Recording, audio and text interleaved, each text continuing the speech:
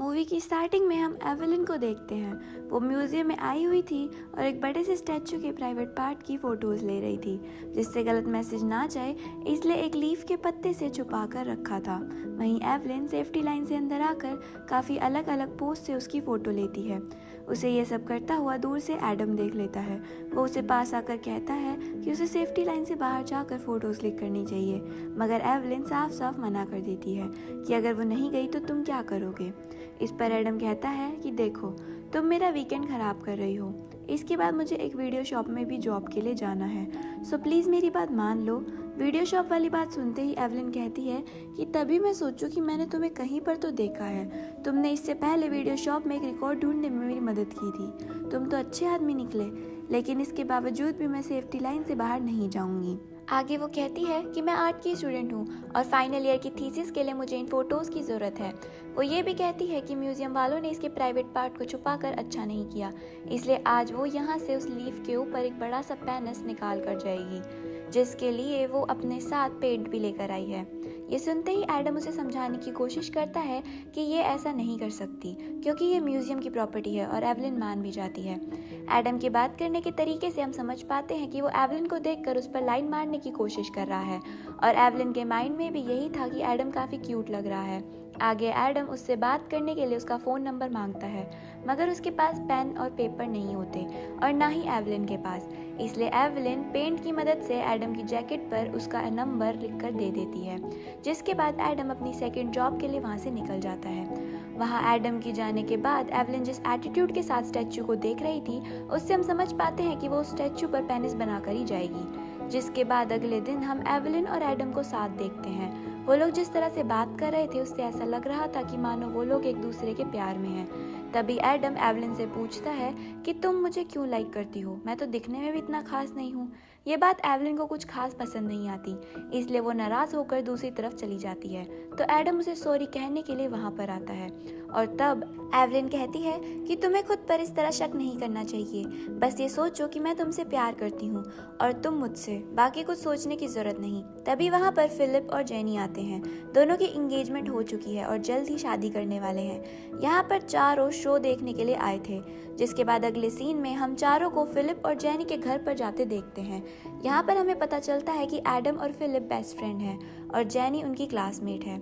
आगे जेनी कहती है कि पिछले 3 साल तक मुझे ऐसा लग रहा था कि एडम मुझे लाइक करता है और कभी प्रपोज नहीं कर पा रहा, मगर उसने मुझे प्रपोज किया ही नहीं। जिसके बाद मुझे फिलिप ने प्रपोज किया और मैंने एक्सेप्ट कर लिया। ये बात एडम को आज पता चली है, जेनी उसे लाइक करती थी। जिसके बाद फिलिप म्यूजियम के स्टैचू का जिक्र करता है कि किसी ने पेंट की मदद से उसका पेनस बनाया है। वो कहता है कि जिसने भी ये सब किया काफ़ी गलत किया, उसे ऐसा नहीं करना चाहिए था, क्योंकि ये सब समझ के लिए ठीक नहीं है। अब ये सुनने के बाद हम समझ जाते हैं कि ये काम एवेलिन का किया हुआ है। इस पर एवेलिन कहती है कि इससे में कुछ गलत भी नहीं है, बल्कि लोगों को वो भी जानना चाहिए। इस बात को लेकर एवेलिन और फिलिप के बीच में काफ़ी तगड़ी और लंबी बहस हो जाती है, जिसके कारण एवेलिन गुस्से से वहाँ चली जाती है। उसके पीछे एडम भी जाता है। अगले सीन में हम एवेलिन और एडम को बेड पर देखते हैं, जिससे हम समझ पाते हैं कि वो लोग इंटीमेट हुए थे। तभी एवेलिन एडम को पूछती है कि क्या तुम बुरा लगता है कि तुमने जेनी को प्रपोज नहीं किया। इस पर एडम कहता है कि नहीं, वैसा कुछ भी नहीं है, मैंने कभी जेनी को उस नज़र से देखा ही नहीं। इसके बाद एवेलिन किसी परफॉर्मेंस के बारे में पूछती है कि उसे कैसा लगा। इस पर एडम कहता है कि ठीक ठाक था, इतना भी बुरा नहीं था। इस पर दोनों की बहस हो जाती है, क्योंकि एवेलिन को परफॉर्मेंस काफ़ी अच्छा लगा था, मगर दोनों में एक अंडरस्टैंडिंग थी, इसलिए वो जल्द ही आपस में सुलह कर लेते हैं। तभी हम देखते हैं कि वो लोग रूम में जो भी कर रहे थे उसे एक वीडियो कैमरा में रिकॉर्ड भी कर रहे थे मेमोरीज के लिए। जिसके बाद एवेलिन कहती है कि हमें इसे देखना चाहिए और हमारे फ्रेंड्स को भी दिखाना चाहिए, मगर एडम मना कर देता है, क्योंकि वो नहीं चाहता कि उसे कोई ऐसे देखे, इसलिए एवेलिन भी दिखाने से मना कर देती है। आगे एवेलिन एडम को कहती है कि उसे फिलिप्स जैसे लोगों से दोस्ती नहीं रखनी चाहिए। एवेलिन ये सब आज फिलिप्स के साथ हुए झगड़े की वजह से कह रही थी, जिससे एडम समझ जाता है कि उसकी हाँ में हाँ मिलाना ही ठीक रहेगा। जिसके बाद एवेलिन एडम के साथ इंटीमेट होती है। अगले सीन में हम देखते हैं कि जेनी ने एडम को फिलिप्स के बारे में बात करने के लिए एक पार्क में बुलाया था। तभी जेनी एडम से कहती है कि पिछले कुछ दिनों से फिलिप्स काफी वियर्ड फनी सा बिहेव कर रहा है, जिसके कारण मुझे उस पर शक हो रहा है कि वो जरूर किसी और लड़की के साथ रिलेशन में है। दरअसल जेनी को ऐसा इसलिए लग रहा था क्योंकि इससे पहले जब वो लोग डिनर पार्टी के लिए गए थे तब फिलिप जेनी समझकर किसी और लड़की के साथ ही चला गया था। आगे जेनी कहती है कि फिलिप जैसा भी हो मैं उसे प्यार करती हूँ और शादी भी करने वाली हूँ, फिर चाहे वो अंडर वाटर हो या फिर नहीं। गाइस, दरअसल फिलिप्स इनकी शादी अंडर वाटर करने का प्लान कर रहा था।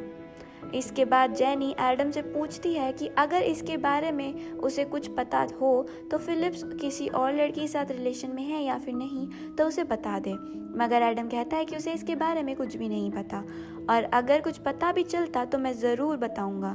ये सुनते ही जेनी को थोड़ा अच्छा लगता है। आगे बातों बातों में जेनी नोटिस करती है कि एडम एवलिन से मिलने के बाद उसमें काफ़ी चेंजेस आए हैं, जैसे कि वो पहले ग्लासेस पहनता था मगर अब वो कॉन्टैक्ट लेंस लगाता है।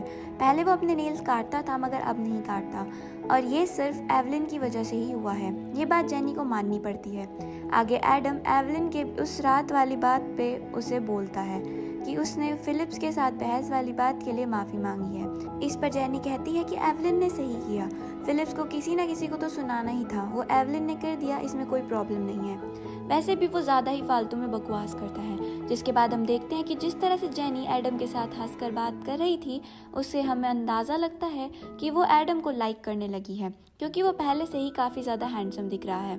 आगे बातों बातों में जेनी एडम को किस करने लगती है, मगर जल्द ही दोनों को एहसास हो जाता है कि वो गलत कर रहे हैं, मगर थोड़ी देर दोनों एक दूसरे को रोक नहीं पाते और फिर से किस करने लगते हैं। इन सभी बातों के बाद हम एडम और एवलिन को प्लास्टिक सर्जन के हॉस्पिटल जाता हुआ देखते हैं।